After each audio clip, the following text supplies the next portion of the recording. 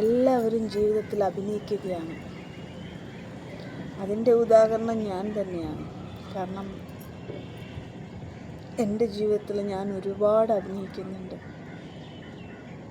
അത് അഭിനയത്തിലല്ല കേട്ടോ, എൻ്റെ ജീവിതത്തിൽ ഞാൻ അഭിനയിക്കുന്നുണ്ട്. അത് ഞാൻ മനസ്സിലാക്കിയപ്പോൾ വൈകിപ്പോയി. കാരണം അഭിനയിച്ചാലേ ജീവിക്കാൻ പറ്റുള്ളെന്ന് ഞാൻ മനസ്സിലാക്കി. അതുകൊണ്ടാണ് അഭിനയിച്ച് ജീവിക്കുന്നത്. കാരണമെന്ന് പറയുന്നത് ഗ്ലാമർ ഉണ്ടെങ്കിലേ കാണാനാകും. നമ്മൾ വാടിക്കരിഞ്ഞു പോയി ആരും നോക്കത്തില്ല. ഭംഗിയുണ്ടെങ്കിൽ അത് ആസ്വദിക്കാനായിട്ട് ഒരു വ്യക്തി നമ്മളെ നോക്കത്തുള്ളൂ, അല്ലേ? അപ്പം നമ്മൾ വേദന തിന്ന് വേദനകൾ കൊണ്ട് നമ്മുടെ ശരീരം വാടിക്കൊഴഞ്ഞ് നമ്മുടെ ഗ്ലാമറൊക്കെ പോയി നമ്മൾ നശിച്ച് മെൻ്റലായി ആ അവസ്ഥയിൽ നമ്മൾ മുന്നോട്ട് പോയാൽ ആരും കാണില്ല, ആരും തിരിഞ്ഞു പോലും നോക്കില്ല. സാറേ എന്ത് പട്ടിയെന്ന് ചോദിക്കത്തില്ല. അതേ സമയത്ത് നമ്മൾ നല്ല കുളിച്ചൊരുങ്ങി നല്ല മേക്കപ്പൊക്കെ ഇട്ട് നല്ല ഗ്ലാമറായി നല്ല വസ്ത്രമൊക്കെ ധരിച്ച് നമ്മൾ വീഡിയോസൊക്കെ ചെയ്ത് അടിച്ച് പൊളിച്ച് നടന്ന് കാണാൻ ആളുണ്ട്. കുറേ കുറ്റവും പറയും, എങ്കിലും അത് കാണാൻ ആളുണ്ട്. അതേ സമയത്ത്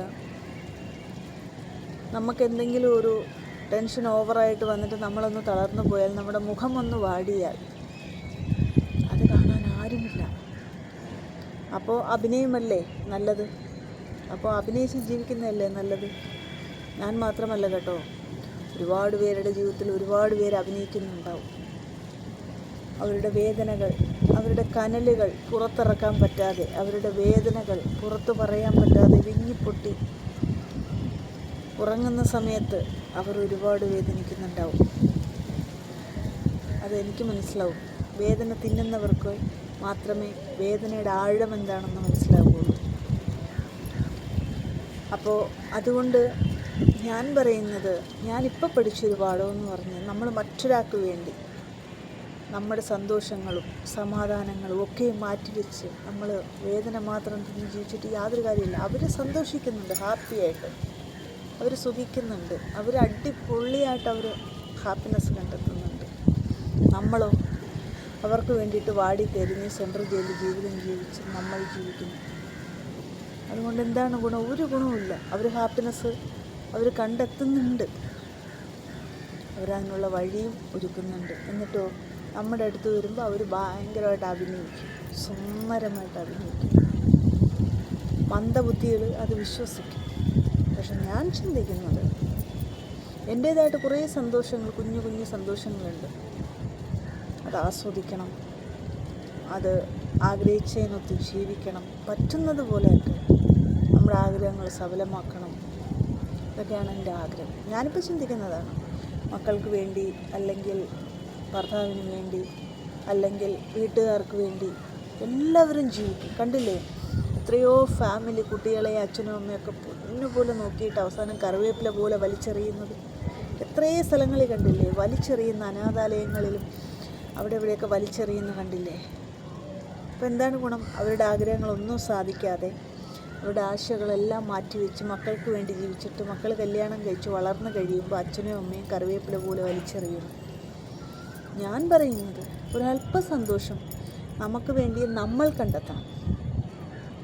നമ്മുടെ സന്തോഷം കുറച്ചെങ്കിലുമൊക്കെ നമുക്ക് വേണ്ടി നമ്മളത് ആസ്വദിക്കും, എൻജോയ് ചെയ്യണം ഉള്ളതുപോലെ. ചിലപ്പോൾ നമുക്ക് അത്രയും പറ്റില്ലായിരിക്കും, താജ്മഹലിൽ പോകാൻ പറ്റത്തില്ലായിരിക്കും, പക്ഷേ അറ്റ്ലീസ്റ്റ് ഒരു കന്യാകുമാരി പോകാൻ പറ്റുമല്ലോ, അല്ലേ? അറ്റ്ലീസ്റ്റ് ഒരു മ്യൂസിയത്തിൽ പോകാൻ പറ്റുമല്ലോ, ഒരു പാർക്കിൽ പോകാൻ പറ്റുമല്ലോ. എന്തിനേറെ പറയുന്നു? വൈകുന്നേരം പോയി ഒന്ന് വിശ്രമിക്കാം, ഒരു പാർക്കിൽ പോയി ജസ്റ്റ് മനസ്സിലെ ഭാരമൊക്കെ ഒന്ന് ഇറക്കി വെച്ചൊന്ന് റിലാക്സ് ആവാം. അത് നമുക്ക് പറ്റുമല്ലോ.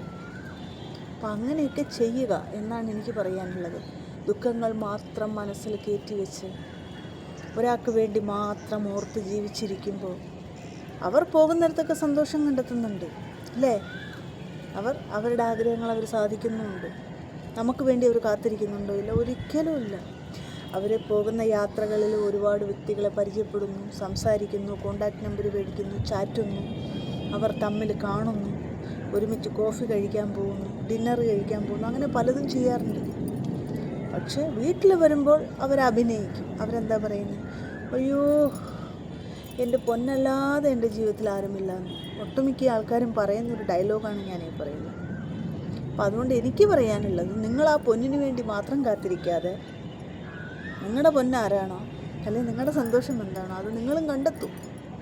നിങ്ങൾക്കൊരു ചായ കുടിക്കണോ, നിങ്ങളും പോയി ഒരു ചായ കുടിക്കും. നിങ്ങൾക്ക് ആരോടെങ്കിലും ജസ്റ്റ് സംസാരിക്കണോ, ഒന്ന് മനസ്സ് തുറക്കണോ, നിങ്ങളും പോയി മനസ്സ് തുറക്കൂ. പക്ഷേ അവിടെ സേഫ്റ്റി ആണോ എന്ന് നോക്കണം. അത്രമാത്രമേ എനിക്ക് പറയാനുള്ളൂ. നമ്മുടെ സേഫ്റ്റി നമ്മുടെ കയ്യിലാണ്.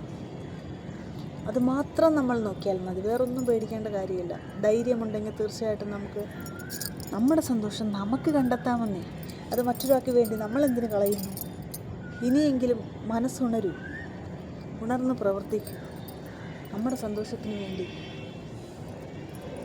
നമ്മൾ ആഗ്രഹിച്ചതുപോലെയൊക്കെ നടക്കട്ടെ. പക്ഷേ അവിടെയും ഒരു പ്രശ്നമുണ്ട്. കലിപ്പ് തീരുന്നില്ല ഒരു നാളും. കലിപ്പോട് കലിപ്പാണ്. നമ്മൾ ഇഷ്ടപ്പെട്ട വ്യക്തികൾ നമ്മളിൽ നിന്ന് അകന്നു പോകുമ്പോൾ ഒരു കലിപ്പ്, അല്ലേ? നമ്മളെ ഇഷ്ടപ്പെട്ട വ്യക്തികൾ നമ്മളെ കൂടെ നിന്നിട്ട് നമ്മളെ ചതിക്കുമ്പോൾ ഒരു കലിപ്പല്ലേ? വാങ്ങിയിട്ട് തിരിച്ചു കൊടുക്കാതിരിക്കുമ്പോൾ ഒരു കലിപ്പ്. എവിടെയും കലിപ്പുണ്ട്. അവസാനിക്കുന്നത് കലിപ്പിലാണ്. ആദ്യം സന്തോഷത്തിലാണെങ്കിൽ അവസാനിക്കുന്നത് കലിപ്പിലാണ്. അച്ഛനായാലും മക്കളായാലും ഭർത്താവായാലും ബന്ധുക്കളായാലും സ്വന്തങ്ങളായാലും കൂടപ്പിറപ്പായാലും നിസ്സാരം മറ്റു അയൽവക്കക്കാരായാലും നാട്ടുകാരായാലും ഒക്കത്തിലും അവസാനിക്കുന്നത് കലിപ്പിലാണ്. അതുകൊണ്ടാണ് ഞാൻ പറഞ്ഞ തള്ളേ കലിപ്പ് തീരുന്നില്ല. ഇതൊരു നാളും തീരാനും പോകുന്നില്ല. അതിനിടയിൽ ഒരല്പ സന്തോഷം നിങ്ങളും കണ്ടെത്തൂ. എന്നെപ്പോലെ ഞാൻ കണ്ടെത്തിക്കൊണ്ടിരിക്കുകയാണ്. നാളെ ഉണ്ടാകുമോ എന്ന് ചോദിച്ചാൽ എനിക്കറിയില്ല, ഈശ്വരനെ അറിയുള്ളൂ. പക്ഷേ ഇന്ന് ഞാനുണ്ട്. അതുകൊണ്ട് ഞാൻ നിറഞ്ഞ പുഞ്ചിരിയോടുകൂടി നിങ്ങളോടൊപ്പം ഒരല്പനിമിഷം നിങ്ങളോടൊപ്പം ഞാൻ പങ്കുവച്ചു. അതെനിക്കൊരു സന്തോഷം.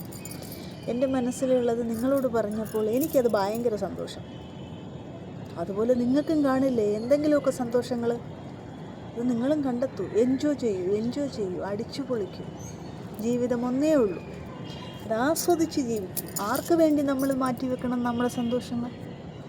ആർക്ക് വേണ്ടി നമ്മൾ മാറ്റിവെക്കേണ്ട കാര്യമില്ല. നമ്മൾ കണ്ടെത്തണം നമ്മുടെ സന്തോഷം. അതിലാണ് വിജയം.